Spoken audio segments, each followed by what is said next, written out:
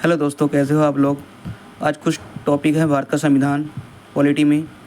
तो भारत का संविधान उद्देश्य का हम भारत के लोग भारत को एक संपूर्ण प्रभुत्व संपन्न समाजवादी पंथ निरपेक्ष लोकतंत्रात्मक गणराज्य बनाने के लिए तथा उनके समस्त नागरिकों को सामाजिक, आर्थिक और राजनीतिक न्याय, विचार, अभिव्यक्ति, विश्वास, धर्म और उपासना की स्वतंत्रता, प्रतिष्ठा और अवसर की समता प्राप्त कराने के लिए तथा उन सब में व्यक्ति की गरिमा और राष्ट्र की एकता और अखंडता सुनिश्चित करने वाली बद्धता बढ़ाने के लिए दृढ़ संकल्प होकर अपनी इस संविधान सभा में आज तारीख 26 नवंबर 1949 ईस्वी को जो है ऐतद द्वारा इस संविधान को अंगीकृत अधिनियम और आत्मनिर्पित करते हैं। क्योंकि जो 3 शब्द लास्ट में बोले गए हैं ये बहुत इंपॉर्टेंट हैं और ये पूछ भी ली जाती है एग्जाम में। और मिति मार्ग सिर शुक्ल षष्टमी सप्ताह 2006 विक्रमी। ठीक है, तो इसका जो है इसका अर्थ है जो बहुत निकलता है, जो अगले नेक्स्ट वीडियो में बताऊंगा। और जो अंडरलाइन की हुई है इसके जो आपको पता होना चाहिए कि इसका मतलब क्या, इसका अर्थ क्या होता है, तो ये भी हम आपको इस वीडियो में बताएंगे कि हम भारत के लोग भारत को, ठीक है, प्रभुत्व संपन्न समाजवादी पंथ निरपेक्ष जो जितने भी अंडरलाइन की हुई इसके भी अर्थ जो है हम आपको बताएंगे कि क्या इसका अर्थ है, कि लोगों को पता लगे। और ये एग्ज़ाम में की पॉइंट बहुत आते हैं तो इसमें बहुत से बातें जो हैं पता लगती हैं और क्लियरली इसमें बहुत कुछ क्वेश्चन मिलते हैं। जैसे आपको मैं बताता हूँ कि हम भारत के लोग भारत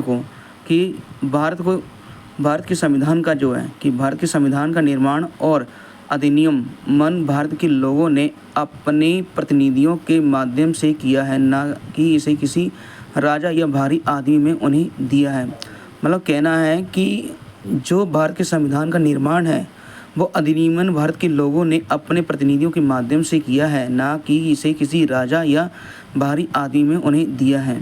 फिर नेक्स्ट जो है समाजवादी जो है कि समाज में संपदा सामूहिक रूप से पैदा होती है और समाज में इसका बंटवारा समानता के साथ होना चाहिए। सरकार जमीन और उद्योग धंधे की हकदारी से जुड़े कायदे कानून इस तरह बनाए कि सामाजिक आर्थिक असमानता कम हो, कि कानून जो है इस तरह बनाए कि सामाजिक आर्थिक समानताएं जो है वो कम हो।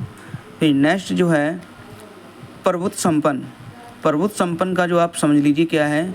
प्रभुत्व संपन्न की लोगों को अपने से जुड़े हर मामले में फैसला करने का सर्वोच्च अधिकार है, कि अपने से जुड़े हर मामले में फैसला करने का सर्वोच्च अधिकार है। कोई भी भारी शक्ति भारत की सरकार को आदेश नहीं दे सकती है, कि कोई भी भारी शक्ति है, कि बाहर की कोई शक्ति है वो भारत सरकार को आदेश नहीं दे सकती है। फिर पंथ निरपेक्ष जो है कि नागरिकों को किसी भी धर्म को मानने की पूरी स्वतंत्रता है, लेकिन कोई भी धर्म आधिकारिक नहीं है।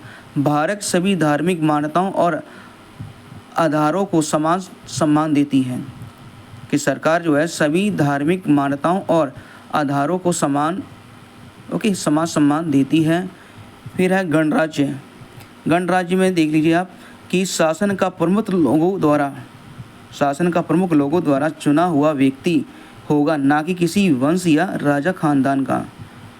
गणराज्य का अर्थ जो होता है कि शासन के द्वारा प्रमुख लोगों द्वारा चुना हुआ व्यक्ति ही होगा, ना कि किसी वंश या राज खानदान का।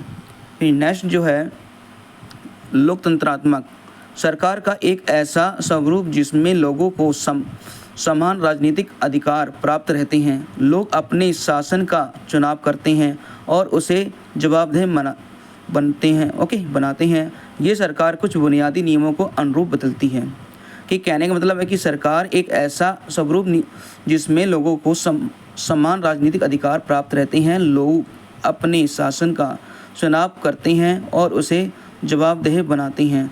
ये सरकार कुछ बुनियादी नियमों के अनुरूप बदलती है। न्याय कि नागरिकों के साथ उनकी जाति, धर्म और लिंग के आधार पर भेदभाव नहीं किया जा सकता है। जब कोई न्याय होता है तो उनके ये इस नियम में देखा जाता है कि ना कि जाति, ना धर्म, ना लिंग के आधार पर कोई भी जो है भेदभाव नहीं किया जा सकता है। स्वतंत्रता नागरिक कैसे सोचे कि किस तरह अपने विचारों को अभिव्यक्त करे और अपने विचारों पर किस तरह अमल करे, इस पर कोई अनुचित पाबंदी नहीं है। ये व्यक्ति की एक आज़ादी है कि नागरिक कैसे सोचे, किस तरह अपने विचारों को अभिव्यक्त करे और अपने विचारों पर किस तरह अमल करे, इस पर कोई अनुचित पाबंदी नहीं है। फिर है समता। इस कानून के समक्ष सभी लोग समान हैं, कि कानून के समक्ष सभी लोग समान हैं। पहले से चली आ रही सामाजिक असमानताओं को समाप्त होना होगा, कि पहले से जो चली आ रही सामाजिक असमानताओं को समाप्त होना होगा। सरकार हर नागरिकों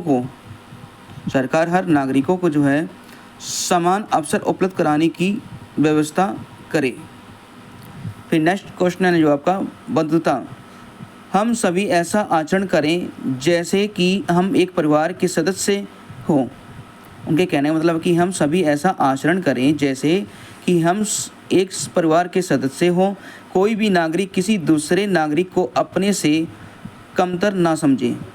कमतर मतलब कि कमज़ोर ना समझे, कि कोई भी नागरिक जो है वो किसी दूसरे नागरिक को अपने से कमतर ना माने।